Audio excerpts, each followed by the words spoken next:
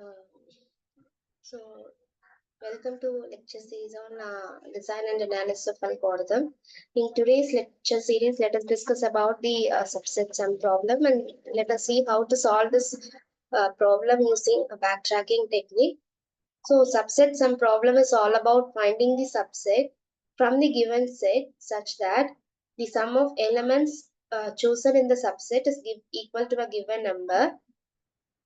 The definition would be like a subset A of n positive integers and value a sum is given. Find whether or not there exists any subset of the given set, sum of whose element is equal to given value of sum. So in backtracking method, this subset sum problem is solved by going down along the depth of the tree where we add elements, and if the added sum is satisfying the explicit constraint, we will continue to generate child nodes further by adding more elements. If it does not satisfy the explicit constraint, we will not add any child nodes further and we will stop further generation of subtrees of that node. So, and again we will backtrack through to the previous node where we can explore more nodes that are not explored.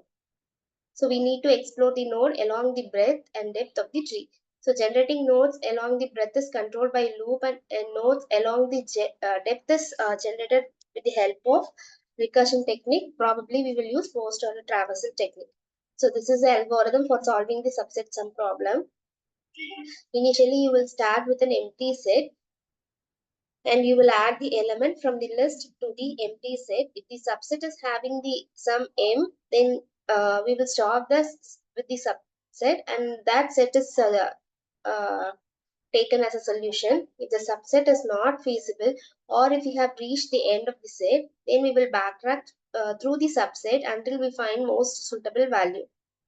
So if the subset is feasible, which means the sum of all the elements in the subset, if it is less than m, m is the initial sum given, then we will go to steps 2. If we have visited all the elements without finding a suitable subset and if no backtracking is further possible, uh, the subset generation will be stopped without any solution obtained. The pseudocode for the subset sum problem is given like this.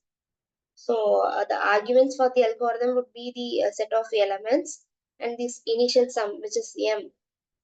We have set in algorithm, right? So initial sum m and a start value and an end value. So in the condition statement, you will check if the target sum is equal to m, then you will increase the subset count. And if as long as the starting index is less than the length of the element or number of the elements, you will make a recursive call where the subset is generated in depth. So for making a recursive call, you will go depth wise. So if that starting index is greater than or equal to the number of elements, then you will expand the subset in breadth wise.